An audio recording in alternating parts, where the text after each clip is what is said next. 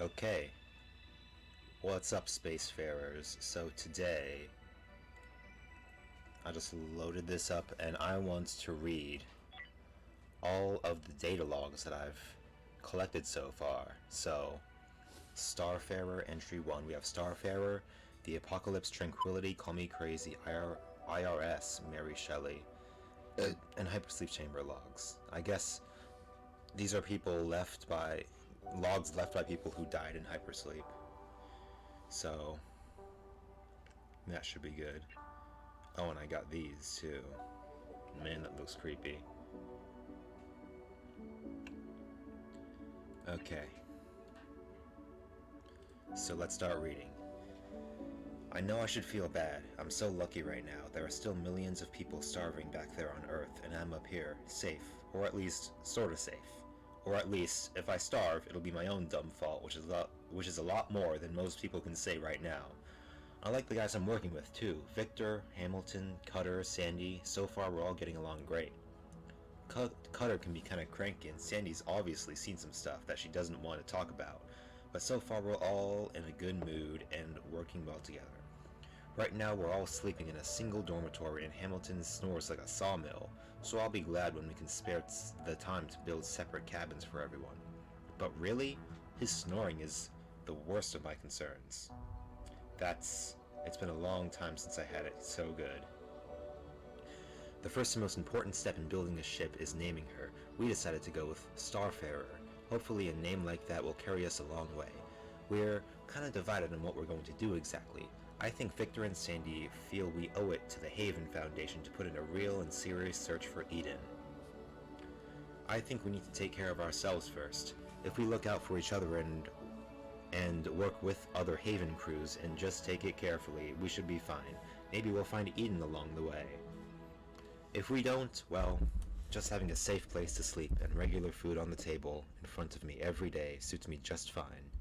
I don't need fame and adventure, a home is enough. Though, I guess I'd better get back to building her. There's still a lot of work to do before she's really self-sufficient. So it sounds like these data logs are all from the crew of Starfarer. And it seems like they're a part of the Cult of New Haven. The Cult of New Haven faction. They all believe that there's an Eden out there waiting to be found, a second Earth, because we ruined the first one, of course. Here's a Cult of New Haven. Right here, CNHS Silver Griffin. And then Military Alliance ship Takashi Collider. Doesn't this symbol for the Military Alliance kind of look like Yoda? Like these are the ears and these are the eyes and the head and the face. I wonder what it's supposed to look like. Anyway, Entry 2, Log 2. They try and break me. We have to eat and breathe. No water means no food nor air, so we'll follow the ice asteroids. Or the metal asteroids when we're running short on tools and building blocks to keep the ship maintained. Or power crystals when we're running short on energy sticks. The point is, if we just go where the things we need are, we should be fine. Simple, right? Well, yeah, it's simple. Which means a bunch of other people thought of it too. And I guess some of them thought they could just... I don't know how we're all still alive. It was a close thing, way too close. If Sandy had still been in the hydroponics bay when that missile hit, or if Hamilton hadn't been such a good shot, or if Cutter wasn't such a damn good surgeon. We made it. We had to kill 4 men, but we made it. And then we held a funeral for them, even though we didn't know their names. We mourned the pirates who tried to murder us. Why do I feel so guilty about defending myself? I'd hoped the apocalypse would bring us together, getting us all pulling in the same direction, you know. I guess I didn't learn from the example of my parents. They hoarded what they had and never let anyone in. And in the end, a mob broke down their front door and took it all anyway. I wonder if maybe the key is to share, not like stupidly. I don't mean starving ourselves, and God knows that's firmly on the cards for a few days now. Should be in the cards for a few days now that we had to rebuild the grow beds and plant new crops. But I mean, like, if somebody comes to you with an empty belly and you feed them, then that's a debt, or a bond. They're with you then. They're your friends. Despite what happens, I don't want to lose faith. I have to believe this galaxy is big enough for all of us. Earth wasn't, but I have to believe. End log entry. Log 3, off to find our hero. The music stopped, so let's play this music.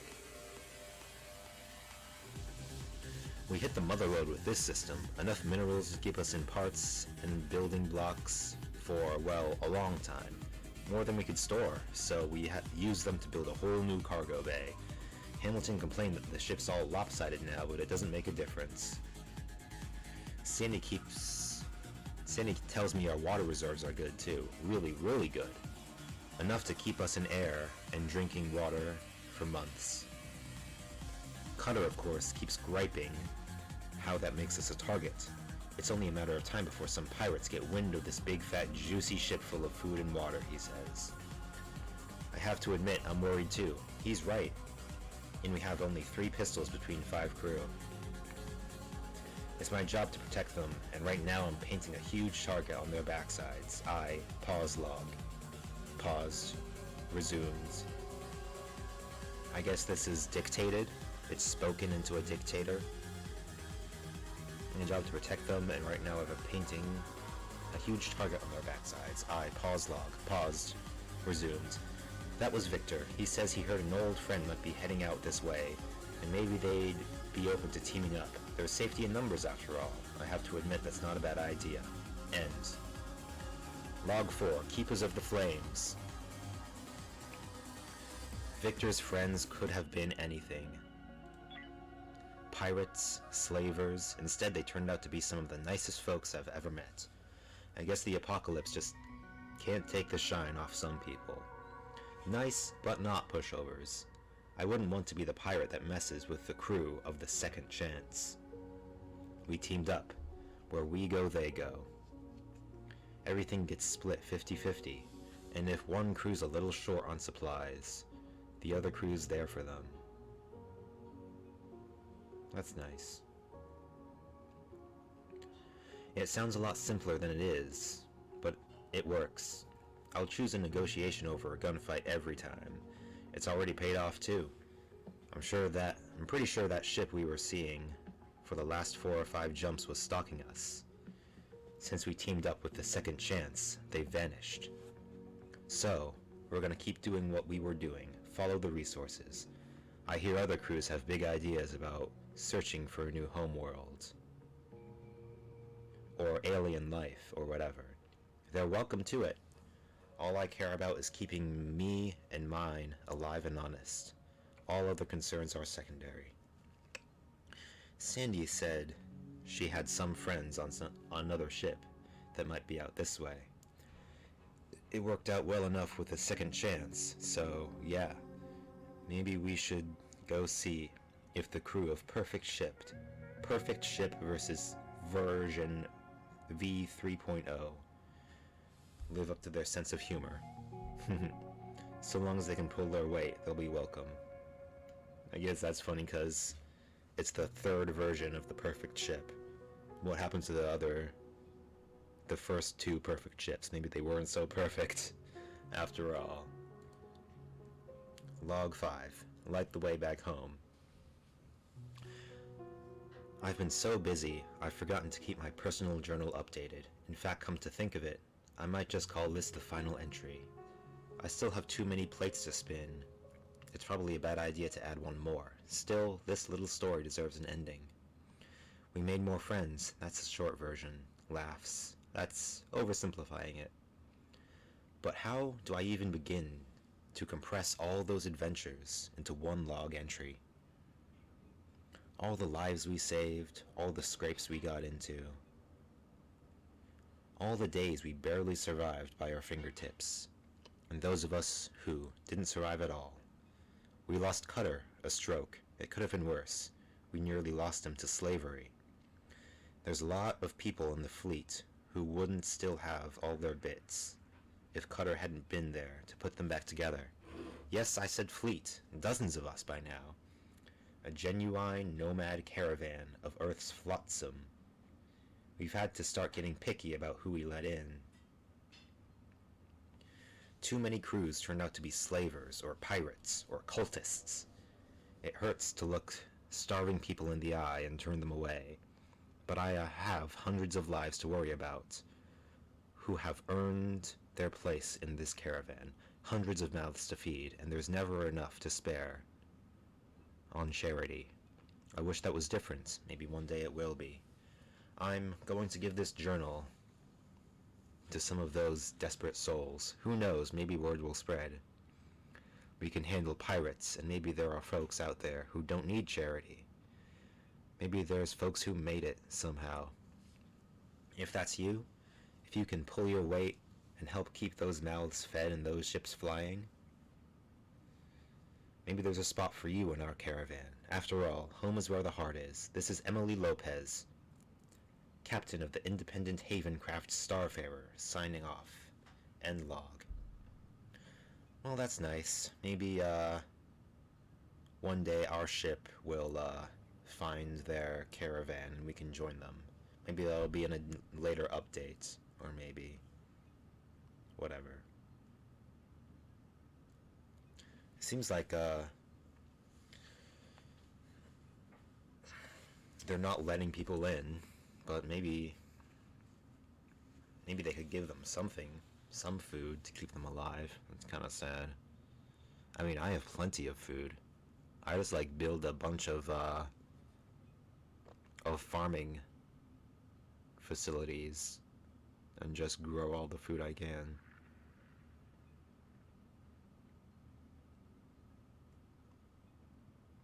Should I read this? The Apocalypse. The end didn't happen with a bang or a fanfare or even a nuclear fireball. It just crept up on us. It began in the 21st century. Humanity made great strides in that century, but so much damage had already been done, and so much of it was invisible, too.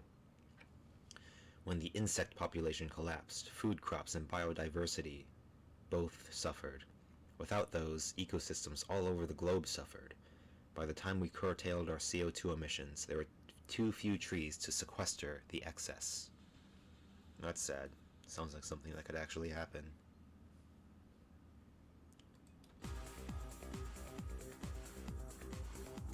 The result was hotter summers and deeper freezing winters. Species went extinct by the thousand every day, and as we squabbled over the cause and solutions, we pulled ourselves apart. Old allies became bitter rivals. Nations came apart at the seams.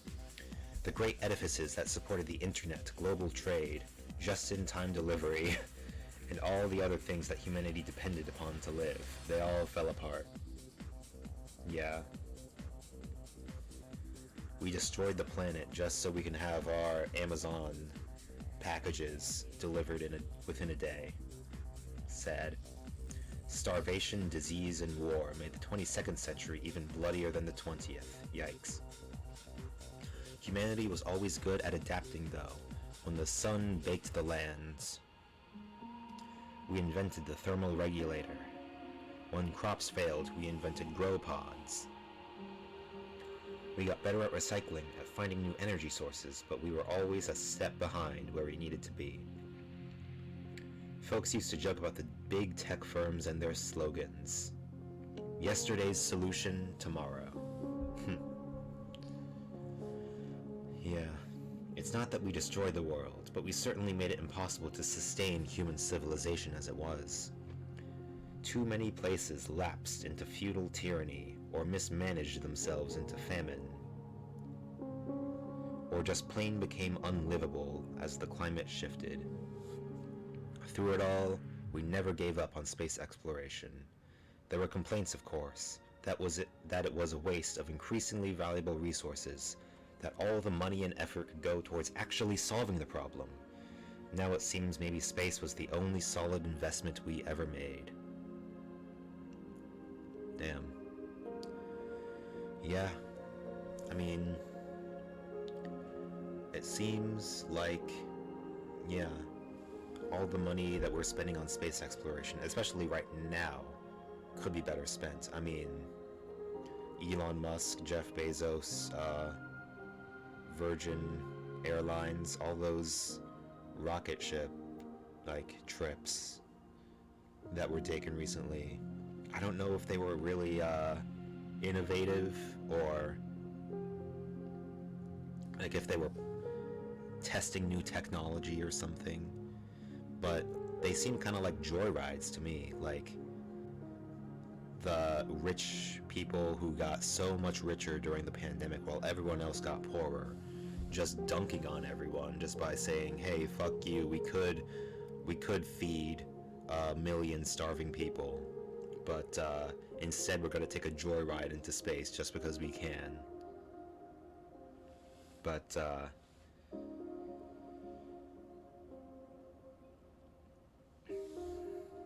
it does seem like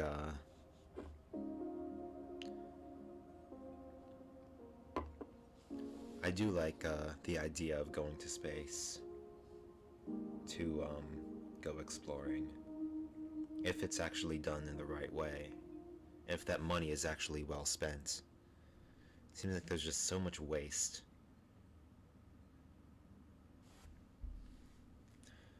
I mean, I think we could fix things right now if we really got our shit together and spent our money in the right ways, actually invested in the things that would actually solve the problem. But who knows, maybe Earth is already doomed. I don't think so. I think we can still save it, but well, we'll see. Oh, there's a bunch of entries here. Okay. Yeah, that's enough of the apocalypse. Let's just move on. Tranquility, entry 1. Where the wind takes us. Personal log, first entry. Captain Michael Raymond of the good ship Tranquility speaking. Wonder if I should feel guilty about how glad I was to see the back of Earth? Ain't probably never gonna see it again, and good riddance. Whole place was troubling, and that's putting it mildly. Sure ain't gonna miss ranching cattle, only to have them all stolen and slaughtered by starving refugees. Idiots didn't leave no breeding stock, meaning no more cows, meaning no more food. Safe bet they turned to eating each other in the end. Still, Tranquility ain't exactly a step up from the ranch. I'm gonna miss big open skies and the wind in my face, that's for sure. And I'm really gonna miss my dog. Aw, they had to leave her dog behind. That's sad as hell. But hell, I'm alive, and we got good food and good crew. Ain't my concern if Katie wants to sleep next to the power core. That's weird. Or Glass keeps reading the same Bible over and over again like he's trying to memorize it. And Sam? I ain't never looked at a woman the way Sam looks at his rifle. He even named the damn thing, which is weird. But I'm glad he on my side. Yep, there are gun nuts, and then there are people like Sam, who, fetishize their guns. I guess we'll just go where the wind takes us, so to speak, and do our best to scratch out a living. We ain't the first folks to try and make something of a new frontier. We won't be the last either. It won't be easy, but we can do it. End log entry. Log 2, awful empty in my sky. Things are going well. Got more crates of electronics than we know what to do with. But that's like the opposite of a problem. Except it ain't. Because that space in the hold could be full of something we actually need. Like water or hyperfuel.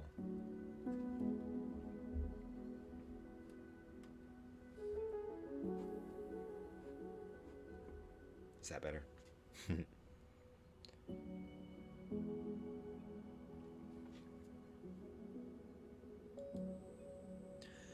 I mean, what do you do when you have too much of something? You sell it, right? And you buy what you don't have. That's trade. Can't do that out here. Ain't nobody around to sell to or buy from. But Sam reckons you have to be as dumb as a horse to leave resources lying around when you can find them. And he's right. Horses aren't that dumb. Smarter than other animals. So we brought over a stack of crates from that wreck we found yesterday, and now our hold is full of even more electronics we don't need, and Katie's still chuntering on about how we need more sticks for the core. There's gotta be some folks somewhere out here who've got more power rods than they know what to do with. Maybe they need circuit boards, or maybe they need fruit. We got lots of fruit. Yeah, there's gotta be someone out here we can trade with. Guess the tricky part is finding them. Log 3, Honest Dealings. Met with some friendly fellas in white robes of all things. At least they were friendly until Glass called them a cult. Then they got all kinds of riled up. Reckon the only reason we didn't wind up trading bullets is 'cause Doc has a way with words. After things smoothed over and Glass was back on our ship, we got to talking about surplus and supply and such like.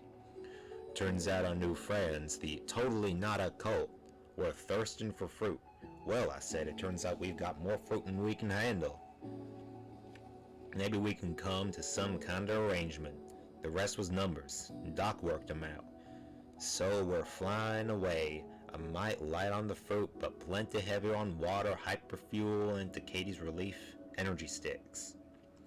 Hell, the amount of water they gave us, they could have grown as much fruit as we gave them and then some. Which got me to thinking, maybe there's a living to be made doing this. I figure it ain't more risky than anything else we could try, so why not? End log entry. Log 4. Respectable persons of business. Things are going pretty smooth. We made a name for ourselves and expanded Tranquility's cargo hold. Took on a posse of extra crew, too. Bunch of misfits. But so long as they pull their weight and shoot straight their family. It's starting to get how the biggest compliant folks have. It's starting to get how the biggest complaint folks have about us is how we're on the move all the time. Makes us harder to find. I guess I see the point. Ain't like the Ultramart back home hopped around like a jackrabbit. We've had customers complain they near ran out of gas trying to catch up to us and buy gas. We ain't opportunistic traders no more. We're respectable persons of business. Folks come to us for a fair deal, 'cause they know we got what they need. A reputation like that means we don't need to fly around looking no more. The business comes to us. Maybe it's time to find some place we're easily found and stop moving. I think I saw a good spot a ways back. Yeah, here it is. Coordinates attached. Seems to me like if we head over there and park up, we can be where the folks looking for us can find us. And at that point, might as well just go ahead and sell the engines, I guess. End log entry.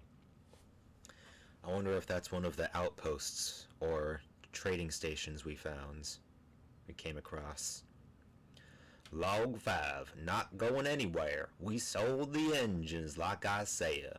I'm pretty sure I'm richer now than I ever was on Earth.